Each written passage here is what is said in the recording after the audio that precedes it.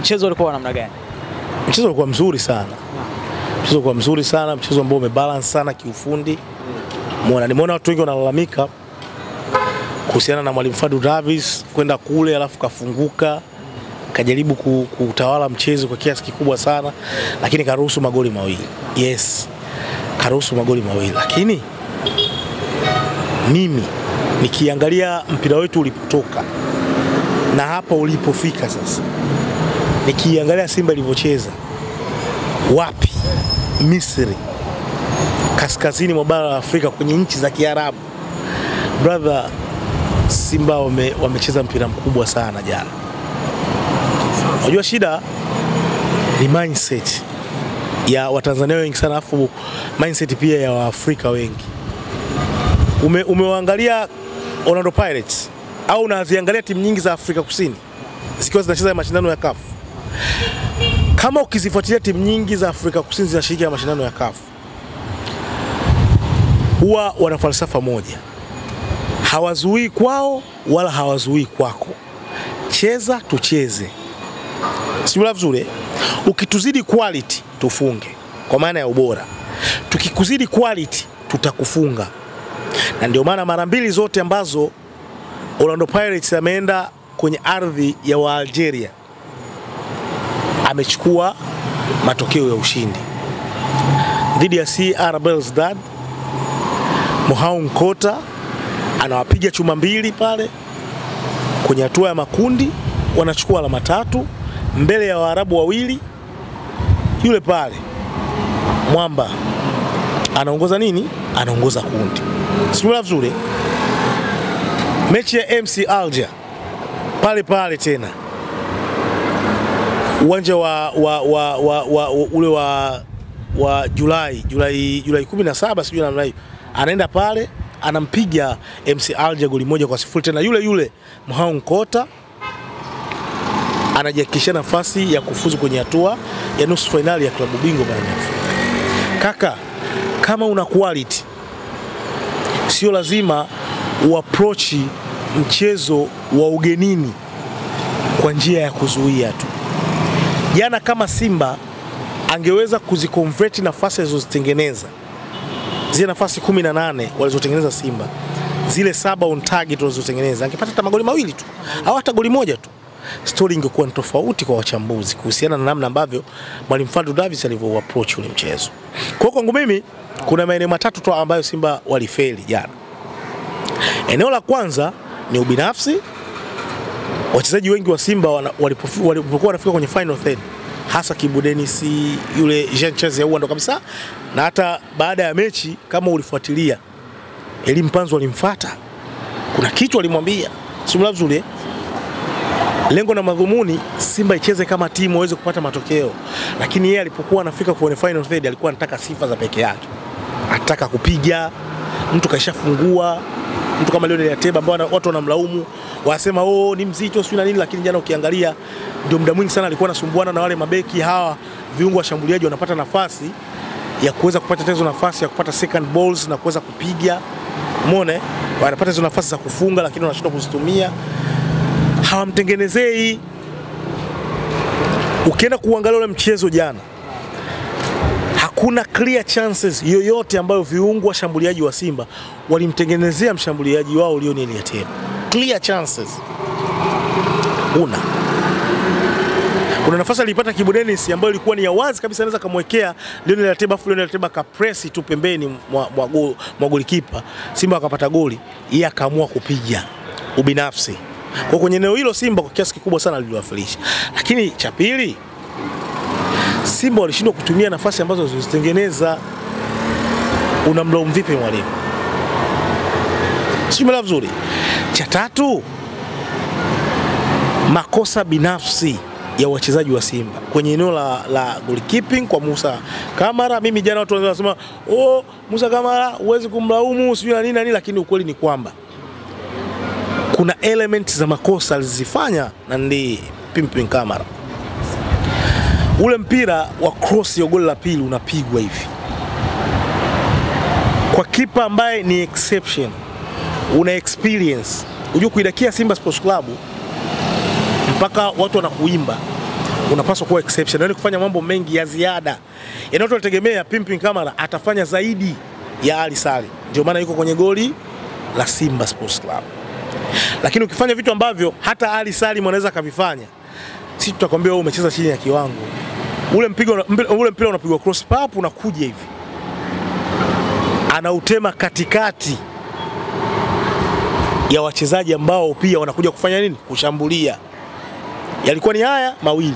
Kama usingemgonga mchezaji wa Al Masry, kulikuwa kuna uwezekano wa kumgonga ule mpira mchezaji wa Simba na kujifunga. Nenda popote kamuulize kocha yeyote wa magolikipa kwenye eneo la goalkeeping, golikipa huwezi kutema mpira mbele vile. Alikuwa anapaswa kufanya kitu cha ziada. Ndio maana wewe umekaa kwenye lango la timu ya Simba Sports Club. Ndio maana wewe unakaa kwenye lango la timu kubwa. Unaweza kumpa excuse kwenye goli la kwanza kwa sababu ule mpira wakati anaupiga bwana mdogo Abdurrahim Dehmam ulidunda mbele yake. Yes.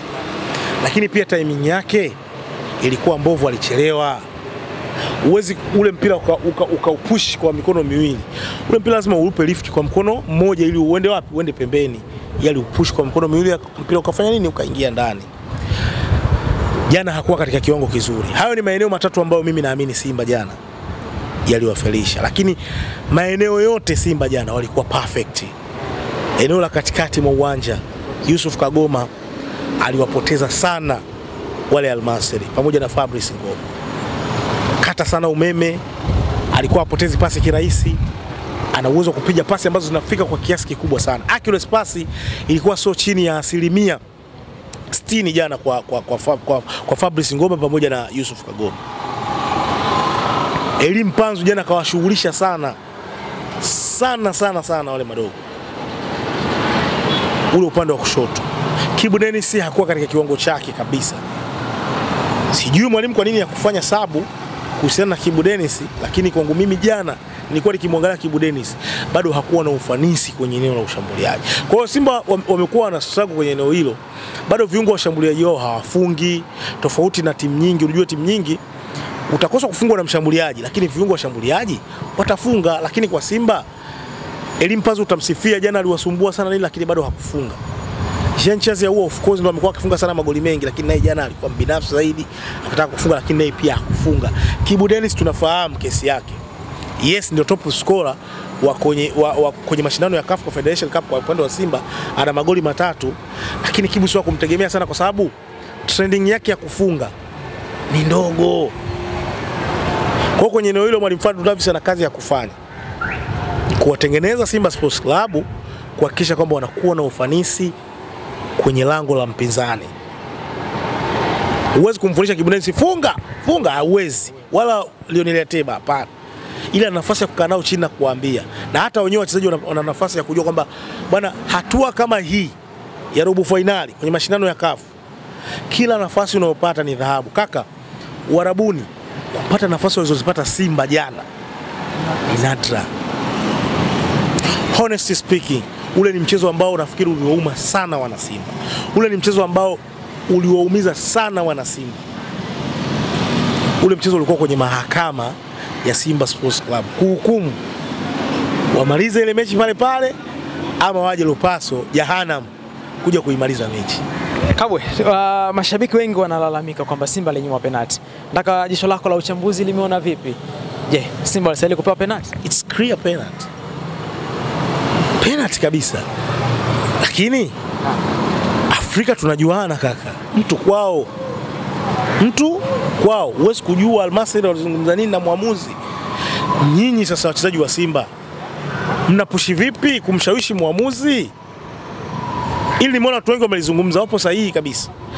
Jana wakati mechi ya Simba na Al Masry inaendelea, kulikuwa kuna mechi ya USM Alger na CS Constantine. Iliisha goli 1-1. CS Constantine walikuwa wanaongoza goli hili. USM Alger wakapata nafasi ya kupata penalti. Mchezaji wa CS Constantine alishika. Kaka, wale waliforce ile penalti mpaka wakataka kususia ule mchezo. Force. Ikabidi muamuzi aangalie kwenye VAR, akajiridhisha, akaweka tuta pale, wakapata goli 1-1. Mwisho wa siku wampata goli la nini, la ugenini. Wachezaji wa Simba walifanya kipi cha ziada kumshawishi muamuzi? Afrika tunajuana kaka.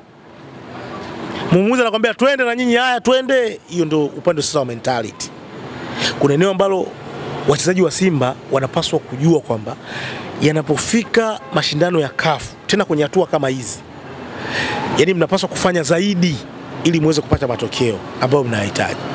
Ukishindwa kufanya zaidi, obvious wenzako watakupiga knockout, mwisho wa siku wataenda kwenye hatua inayofuata. Na mwisho wa siku mtapotea kirahisi au mtatoka kirahisi kama hivi ambavyo Simba wanaweza wakatoka. Na wakitoka Simba kwenye hatua hiyo robo finali, watakuwa wameprove failure. Kwa sababu standard ya nchi kaisha set Yanga ni finali. Simba na deni. Simba na deni, yes. Kuanzia 2003 kuja mpaka huko 2025, haya mashindano yalipoitwa CAF Confederation Cup, Young Africans, mabingwa wa kihistoria wa nchi hii, ndio wamefika finali ya mashindano ya CAF Confederation Cup bila ubishi. Wapo Simba atatolewa katika michuano hii, ana kujilaumu katika mchezo wa jana vibaya mno. Yani ile mechi itawaumiza. Kama Simba atakuwa atatolewa kwenye mashindano haya, ile mechi ya jana itabaki kuwa kumbukumbu na jinamizi baya inayotembea vichwani mwa mashabiki mwa Simba, lakini pia vichwani mwa viongozi wa Simba, vichwani mwa wachezaji wa Simba.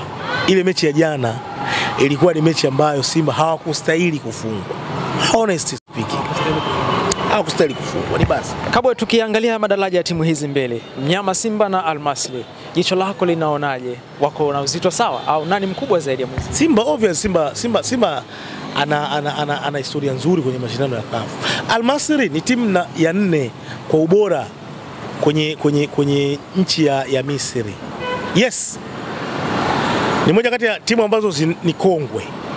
Tangu mwaka 1920 huko imeanzishwa. Ni moja kati ya timu ambazo zina historia kubwa sana kwenye ligi ya Misri. Umeona? Nakumbuka mechi yao 2011, 2012, 2013 dhidi ya Al Ahly sababisha maafa makubwa sana. Yaani wale wakikutana na Al Ahly ni vita nyingine ya 3 ya dunia. Sio masiara kaka. Achana na Zamalek na Al Ahly. Unapoliongelea soka la Misri, Al Masry na Al Ahly wakikutana ni vita ya 3 ya dunia. Sio masiara, ni vita kweli. Kwa hiyo ni timu kongwe, lakini hapa katikati unaona baada ya kutokea maafa walikufa karibia mashabiki 72 hapa. Akaja Hossam Hassan. Sasa hivi ni kocha wa timu ya taifa ya Misri. Akaja ndo akaanza kuirebuild ile timu. Akaintroduce falsafa ya kutumia zaidi vijana pale Misri. Umeona akajaribu kutumia zaidi vijana, akajaribu kuwafanya sasa warudi kuanzia 2013, 2014, 2015 mpaka 2018. Sasa walipokuwa strong ndio wakarudi kwenye mashindano ya CAF, wakafika kwenye hatua ya nusu finali. Walikutana na Simba ambayo kipindi kile bado na yenyewe ndio ilikuwa inaanza kujifanya kujitafuta. Wakaenda Misri, Simba wakapata sare ya bila, wakaja hapa wakasare magoli 2-2. Kama unakumbuka, taa za uwanja wa taifa zilizima ile mechi kulikuwa kuna mvua kubwa sana kama unakumbuka. 2-2 Simba wakatolewa kwa aggregate ya goli la ugenini. Umesahau? Si mzuri. Kwa kwenye eneo la ubora ni aina ya timu ambayo Simba Sports Club kama wataamua kujipanga vizuri, watapunguza makosa waliyofanya kule. Kaka Lupaso, Simba washatengeneza historia nyingi sana hapo ambazo kiuhalisia watu wengi wanajisahaulisha. Simba vizuri, robo ya kwanza ya klabu bingwa ya Simba Sports Club kabla ya huko miaka ya huko ambapo sisi mimi na wewe tukuzaliwa ilitokea pale Lupaso. Mkana Red Devil na Simba Sports Club 3-1. Baraka Mpenja analia chama baba. Nakumbuka ile? Goli la Kisigino, watu wanaenda robo finali. Historia hiyo. Robo finali ya pili, mnyama Simba na AS Vita pale kwa Mkapa Lupaso. Uongo kweli? Chama baba tena, na alikuwa nani yule kidedea yule? Chama tena 2-1 hiyo. Nyama Simba ina wapi? Robo finali. Simba alimfunga Al Ahly goli 1 pale, mechi ya kihistoria. Watu hawaamini. Luis Jose Miquissone piga mwangalala mmoja. Mohamed El Shenawi anaruka. Wapi? Simba kampiga Horoya pale goli 7 pale. Lupaso. AS Vita kafa goli 4-1 pale. Kuna matokeo mabaya pale Simba aliwahi kuyapata. Lakini hivi sasa matokeo mabaya hayana nafasi kwa sababu Simba yuko nyuma kwa goli hizi 2. Kwa vyovyote kwa lolote mnyama Simba mchezo ana uhitaji, anapaswa kupageuza pale Benjamin Mkapa kuwa Jahannam. Sijui unanielewa vizuri my brother? Sasa kwenye eneo la kiufundi ukiangalia ule uwezo wa kiufundi wa mchezaji mmoja wa Simba, mimi naamini wanaweza kufanya kitu. Joy Mpanzu, sijui yule Aua, Teba, Mkwala, Kibu nani. Na pale kuna muda wale mashabiki wale, hata kama mashabiki wake wanakuwa wana utamaduni wa kutokushangilia kuanzia dakika ya kwanza mpaka dakika ya mwisho, lakini kuna muda mechi imenoga ile, mtu kashapigwa chuma moja, unakuta mashabiki wanahanikiza ilipatikane goli la pili pale, Lupaso panakoga pa moto kweli kweli. Nakumbuka mechi ya Yanga na CR Belouizdad ile ya Nebila ile Pacome alifanya vibaya sana CR Belouizdad, nakumbuka ile mashabiki wa Yanga walikuwa hawana utamaduni wa kushangilia, ilibidi siku ile washangilie. Walikuwa kama wewe pale. Waarabu hawaelewi, Pacome kapita huku, Max Ngeli kapita hapa. Lupaso pana historia yake kaka. Mimi siamini kama mnyama Simba kaondoka kwenye hatua hii. Bado siamini. Bado na imani mnyama anakwambia hii tunavuka. Trust me my brother. Na respect sana mpira wa kaskazini mwa Afrika, nchi za Kiarabu, na naufuatilia kwa ukaribu sana. Na wakubali wana quality, ni timu ambazo uwezo wao ni mkubwa sana. Umeona wanawekeza sana kwa wachezaji wengi, umeona. Lakini kwa jinsi nilivyoiangalia ile mechi ya jana, nikirejea historia nyingi za pale Benjamin Mkapa, nikiangalia Simba ya Fadlu Davis kimbinu, technically, imani yangu inaniambia mnyama Simba Sports Club anaenda kukutana na Zamalek hatua ya nusu finali. Zamalek anarudi Misri kwa maana hiyo. Yes.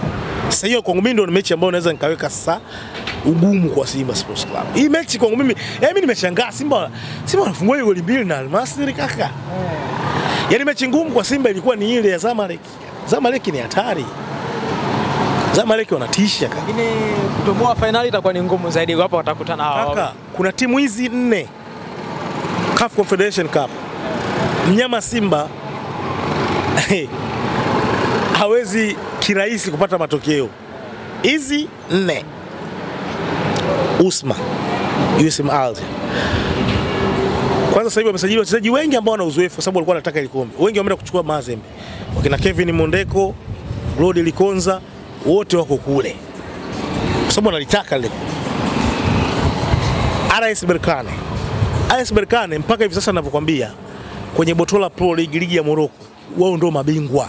Yaani tayari washachukua ubingwa.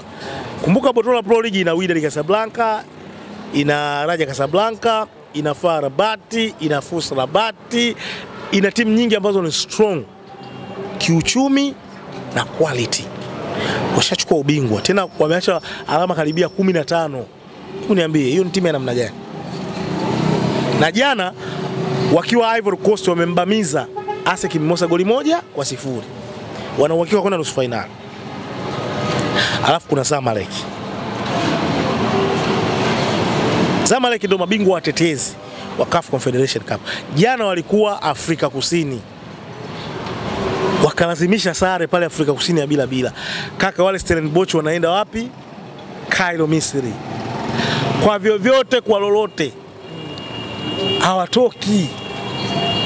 Nikwambia 4? 3. Sasa hawa 3 hapa, mmoja wapo hapa ndo anatoka bingwa hapa.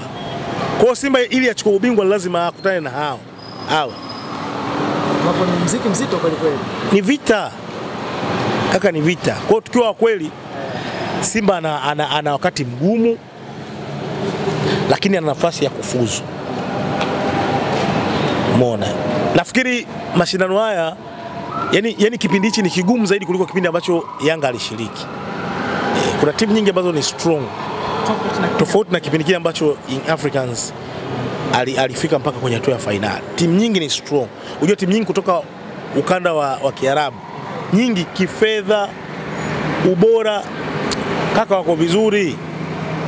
Kwa hiyo Simba ukiacha kwamba inawezekana kweli hana huo ubora ambao inawezekana akatetemesha baadhi ya timu, lakini ukweli lazima usemwe, msimu huu Simba anakutana na timu nyingi ambazo ni strong. Yaani ukiwachukua wale USM Alger, ukiwachukua Berkane, ukiwachukua Zamalek, ukiwapeleka klabu bingwa, wanafika tena hatua ya nusu finali na wao. Huo ndio ukweli. Mimi nafikiri tuishie hapo kabla. Nashukuru sana my brother.